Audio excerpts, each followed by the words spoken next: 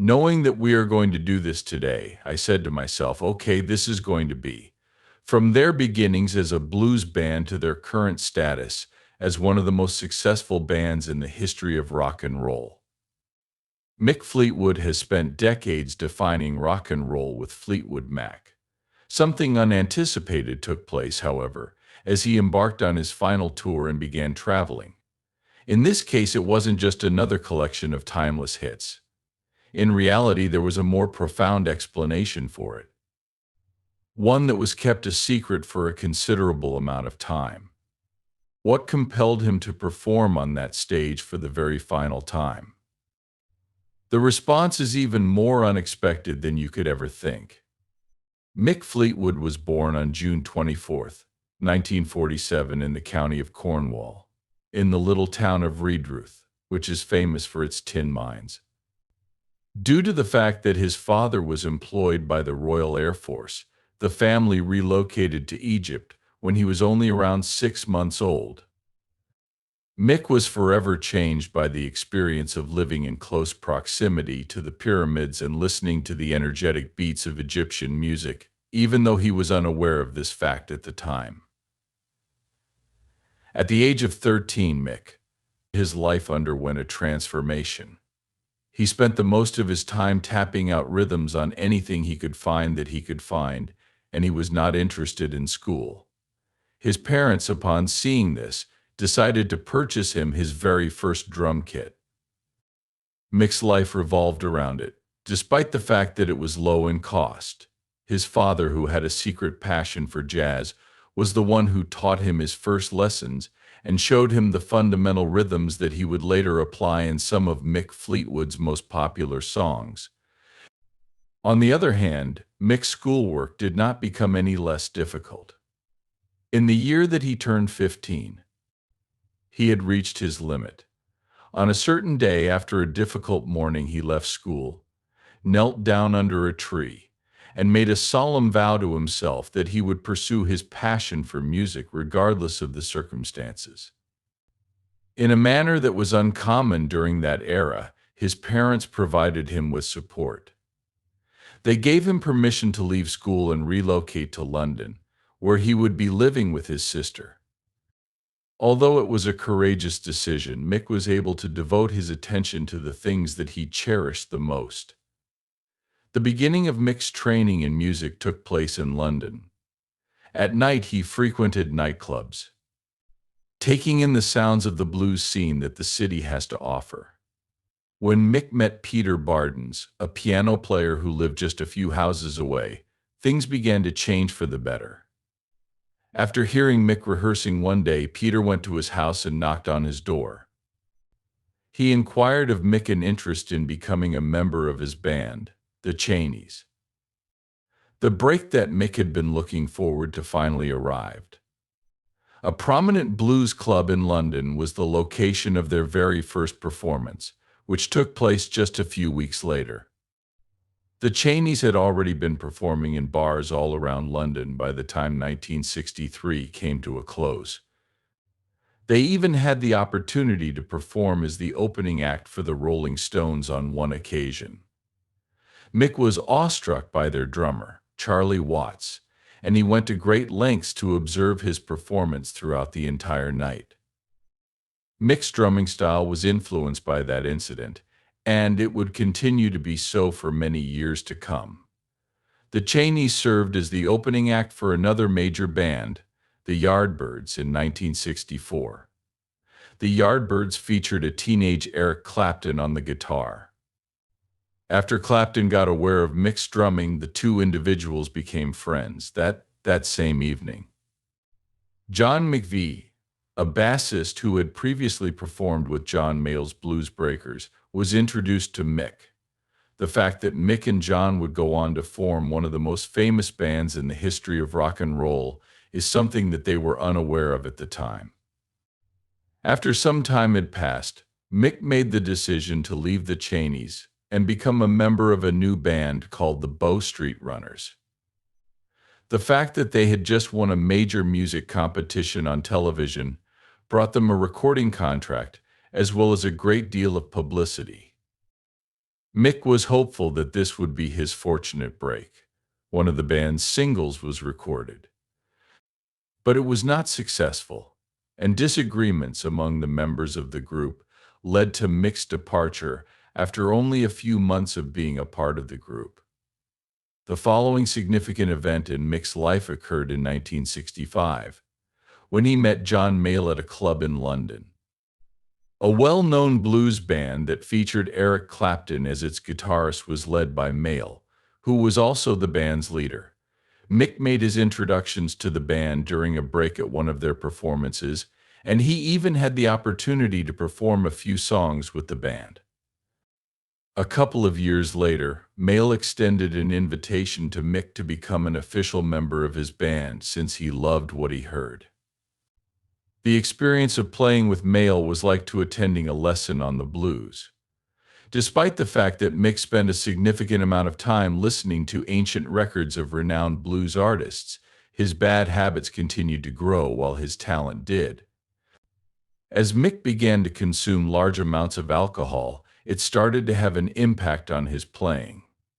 In the evening, Mayall terminated his employment after he had a terrible performance.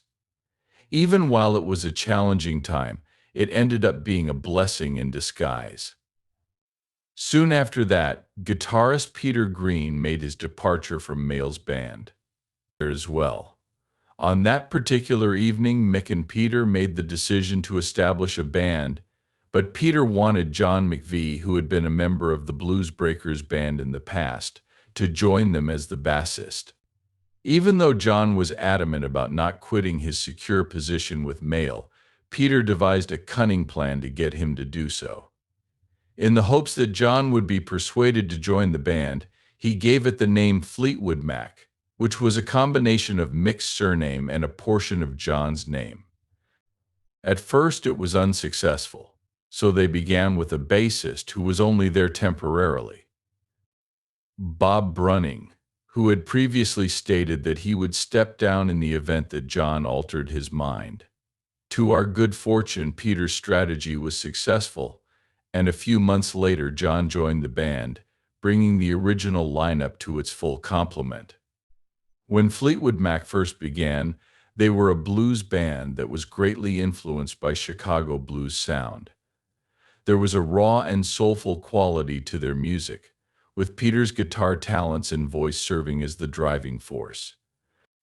It took them only 3 days to record their debut album in 1968, and they only spent £700 on the process. Despite the fact that it is so straightforward, it was a successful record. There were 37 weeks that it remained in the charts in the UK, and it reached number 4. The first song that they released did not perform well, but their second single, titled Black Magic Woman, was successful and reached number 37 on the charts. After some time had passed, Santana was able to transform it into a big hit all over the world. They then released their third single, an instrumental titled Albatross, which went on to become an enormous hit. In the beginning of 1969, it topped the charts in the United Kingdom and remained there for a total of 22 weeks, bringing the band to widespread attention. There were some issues, despite the fact that they were producing excellent music. Peter Green began to suffer with the strains of popularity and was using LSD more and more, which produced conflict among the group. This was a contributing factor. Even in the face of these obstacles, Fleetwood Mac labored diligently and maintained their creative spirit. The years 1967 to 1970 saw the publication of 4 albums and a number of singles that were successful. During their famed live performances, Peter would sometimes play guitar solos that lasted for 45 minutes, putting the audience in a state of wonder. On the 31st of December in 1974, Mick Fleetwood made a phone call that would eventually alter the course of events for Fleetwood Mac. He made a request to guitarist Lindsey Buckingham to become a member of the band. However, Buckingham had one provision in mind. Her girlfriend Stevie Nicks was required to come along as well. Although Fleetwood had no intention of doing so, he agreed to it. On the 1st of January, Buckingham and Nicks became official members of the band in the year 1975. Because of this decision, Fleetwood Mac would become one of the most successful bands in the history of music. Fleetwood Mac was well known for its British blues music prior to their joining. As a result of Buckingham's prowess on the guitar and Nicks's ethereal voice and one-of-a-kind manner, the band's music evolved into something totally original, a thrilling combination of rock, pop, and folk. It was producer Keith Olsen who played a song from Buckingham and Nicks' album that was the catalyst for everything. It was Fleetwood's album titled Frozen Love. Buckingham's playing on the guitar had such an impression on him that he called him up and invited him to join the band on the spot. The year 1975 saw the publication of Fleetwood Mac's self-titled album, which included the band's newly formed lineup. The album was a big success, jam-packed with catchy tunes that demonstrated the band's new orientation. The joyful songs of Christine McVie, such as Over My Head and Say You Love Maine, became extremely popular almost immediately. A mystical atmosphere was introduced to the record by Nick's eerie rendition of Rhiannon.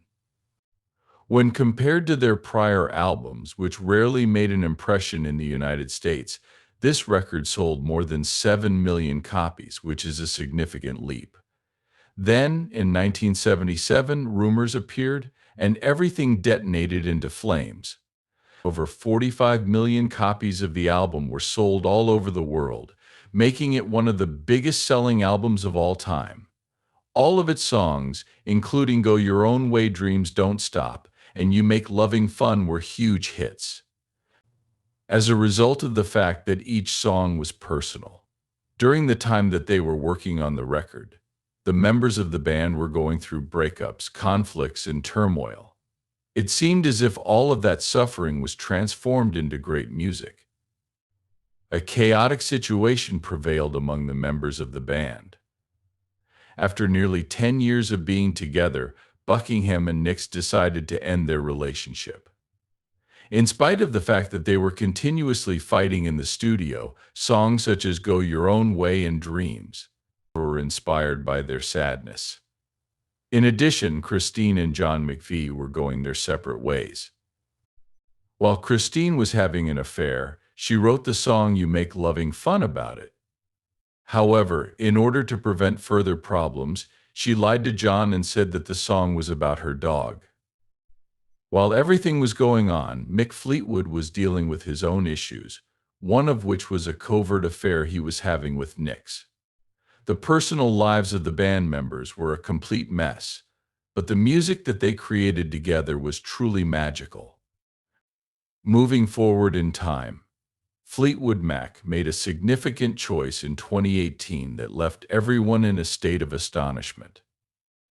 Since 1974, Lindsey Buckingham had been an integral member of the band, but she was terminated from her position. It was due to the fact that he and the other members of the band were unable to reach a consensus over the timing of their tour. Although Stevie Nicks and the others did not wish to wait so long, Lindsey was adamant on delaying the event until the latter half of 2019. After completing her own lengthy solo tour, Stevie was now prepared to go on to the next stage of her career. After a performance in January, things were even more tense between Lindsey and Stevie, which had been building up for some months prior to that occurrence. Even though he had composed some of the band's most successful songs, the band came to the conclusion that they could not continue to collaborate with him.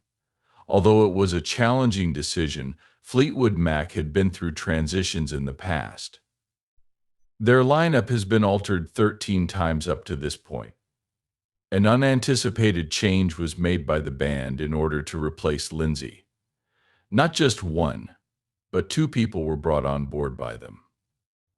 They recruited Neil Finn, the singer from Crowded House, and Mike Campbell, the guitarist from Tom Petty and the Heartbreakers. Both of these musicians were brought in. Fans were taken aback, but the new members immediately became a part of the group. The feeling that they had known one another for an eternity was described by Christine McVie. Mike and Neil gave a newfound vitality to the band, which in turn brought about new opportunities for the band's musical expression. When Stevie wanted to sing earlier songs from the band's early days, before she and Lindsay joined, she was quite enthusiastic about the opportunity. For instance, they intended to perform songs such as Rattlesnake Shake and Station Man, both of which had not been performed over the course of several decades. The band had already begun taking photographs together as the new configuration by the time April came to a close. Additionally, Mick Fleetwood referred to it as a fresh start. While this was going on, the new lineup began their rehearsals in June of 2018. During the course of 2 months, they made use of a massive location in California to practice 5 days a week. There were almost 60 songs that were performed by the band, some of which they hadn't performed live in previous years. When Stevie was about to perform Black Magic Woman, a song that had been composed by their first guitarist and dates back to their early days, he was very excited. This is Peter Green. A new and exciting sound was introduced to the old classics by the guitar technique of Mike Campbell, and the songs that Lindsay used to sing were given a new lease on life by the voice of Neil Finn.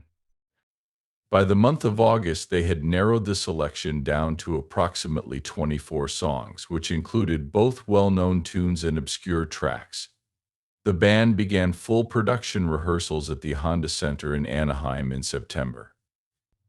These rehearsals started in September. The stage design, the lighting, and every other aspect of the tour were all areas in which they collaborated.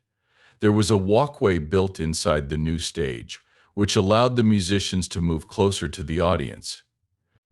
In addition, they utilized more than 200 moving lights and a massive screen for the graphics. Among the songs that were included on the set list were blockbusters such as The Chain and Go Your Own Way, as well as surprises such as Tell Me All the Things You Do. Beginning on October 3, 2018, in Tulsa, Oklahoma, the tour, which was given the name An Evening with Fleetwood Mac, entered its first leg. It concluded on April 5 and consisted of 52 shows around the continent of North America.